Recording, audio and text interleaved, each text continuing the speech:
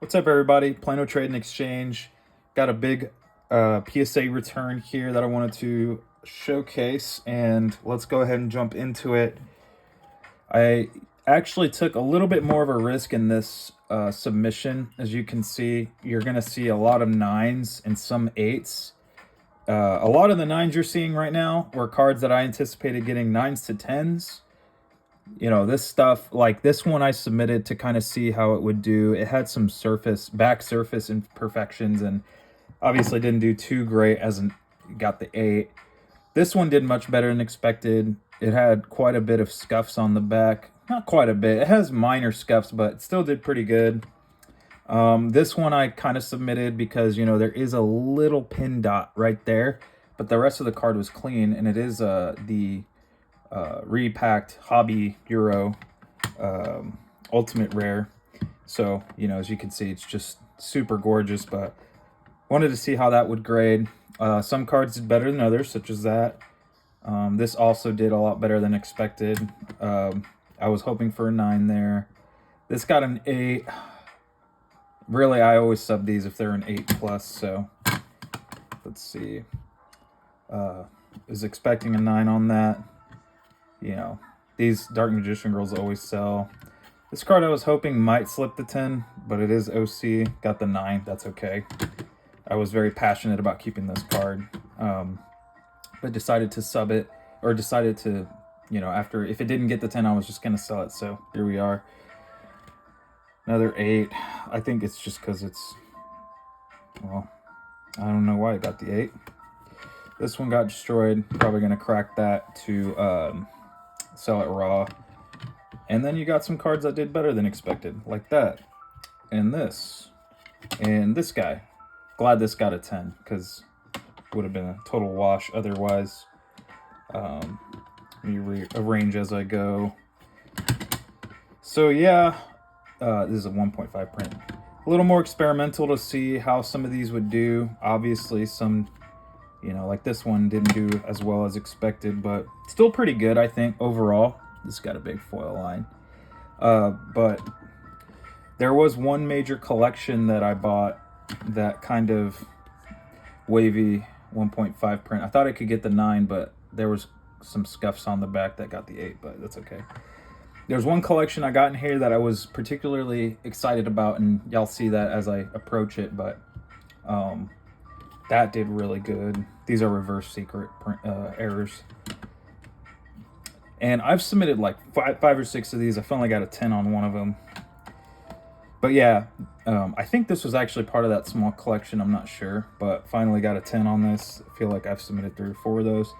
I submitted a first set of this, it got a 10, and now this Unlimited got a 10, so happy about that.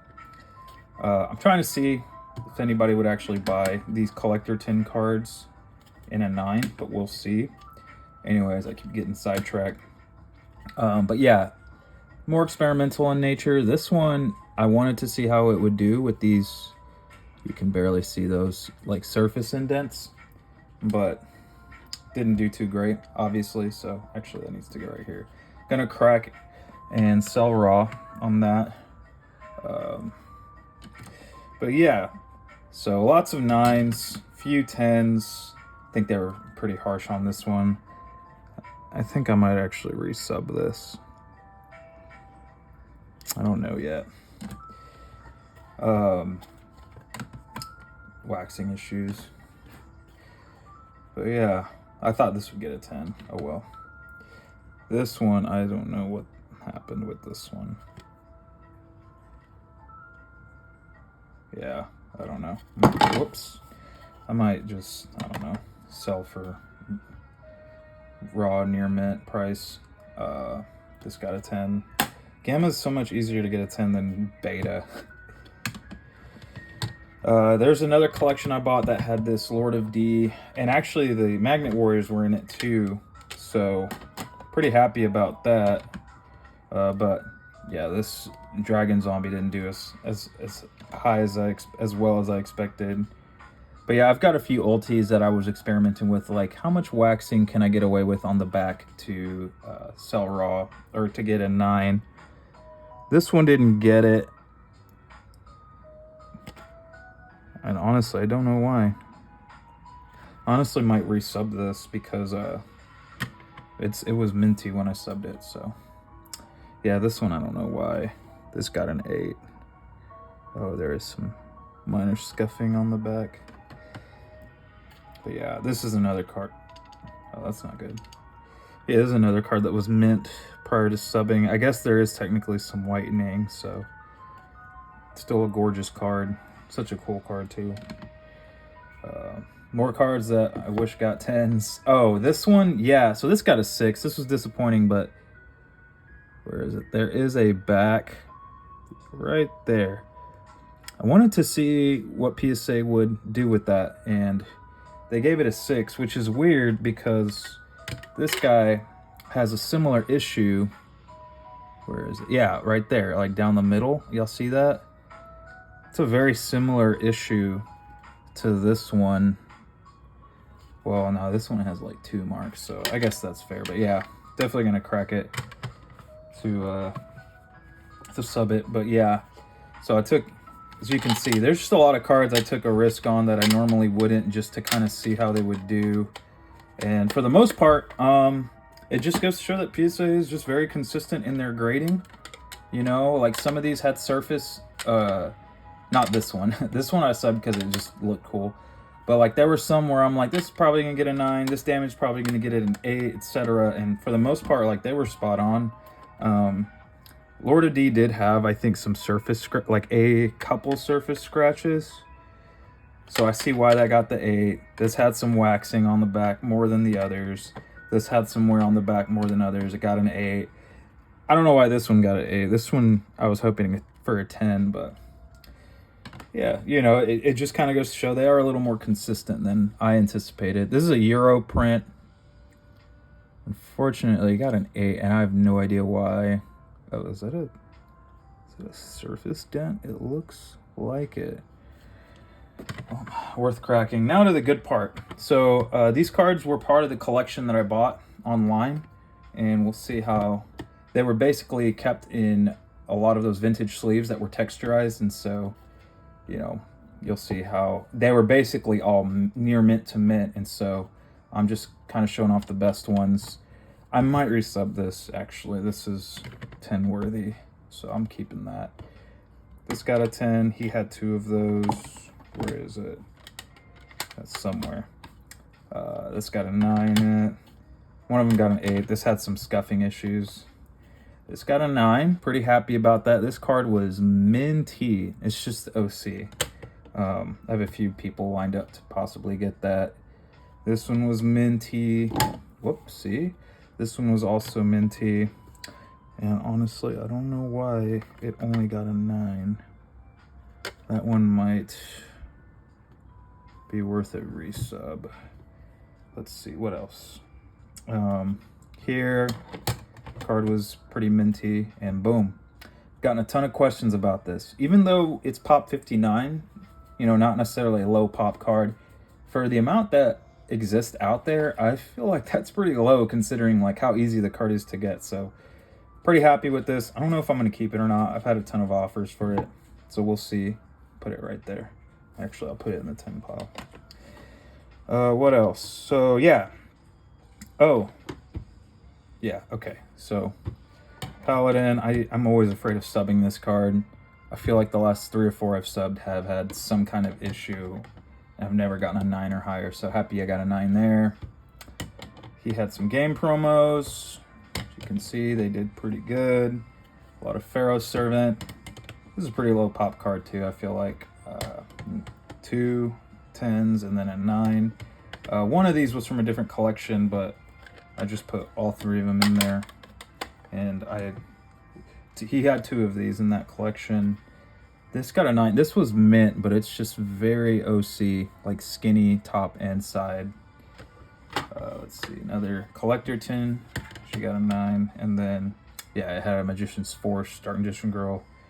And I'm happy that got the 9. If only it was better, if it wasn't OC top to bottom, it probably would have got the 10, but it's all good.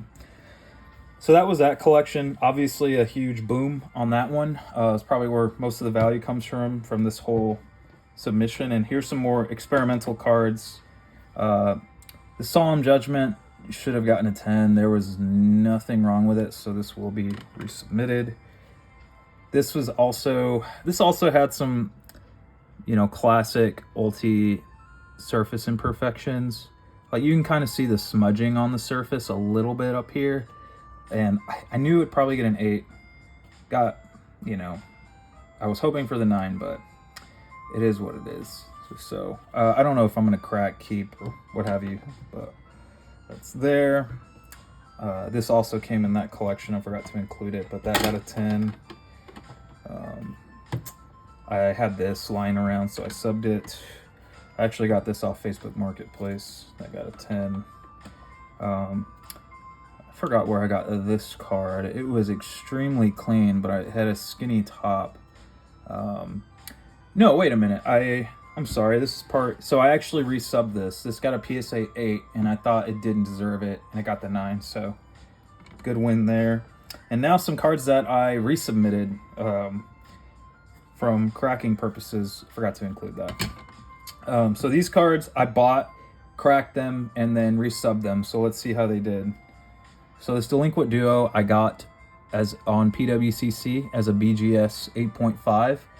When I looked at the scans, they look super clean, and I know BGS is just a lot more strict on their cards, and people sub with them to try to get the pristine 10.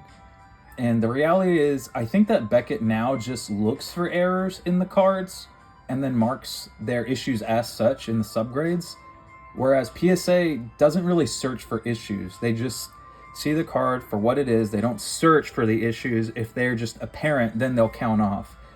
Beckett doesn't really know what they're doing in that regard, whereas PSA does, and it makes them more consistent. So it went from a Beckett 8.5 to a PSA 10. So yeah, big win there. Next, this was a CGC 9.5. If you watched my last video, you know what it got after I cracked and resubbed it. So this is the second submission for it. Cracked it again from the PSA 9 to resub it, and it finally got the 10. So goes to show that CGC 9.5s can be PSA 10s, but you got to be very careful about that. This was a PSA 9. It was the cleanest card I subbed like a few months ago, and I resubbed it to get the 10. I knew it was a 10, and we won there. This was a PSA 8. I mean, it's horrendously OC, as you can see. I was just hoping for the 9.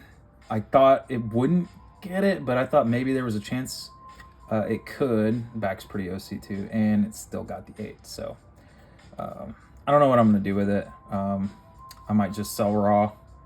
I don't know. We'll see. I'll put that right here. And then last but not least was my Arcfiend Guilford. It was a Beckett 8.5, and then it was a PSA 8. And I cracked it again to see if it can pull the 9, and it got the 8. So went back to an 8 slab, which is unfortunate. It does have some minor surface scratches, as a lot of retro pack cards are infamous for. You can't really see them, but I'm pretty sure that, and then it being very OC, contributed to it getting an 8. But that's basically it. All of these cards will be for sale. I'm not super attached to all of them. I am a little bit more, biased towards these two. But if I get the right price, I think I can let them go. But anyways, that's it, guys. Thanks for watching. Y'all have a blessed day.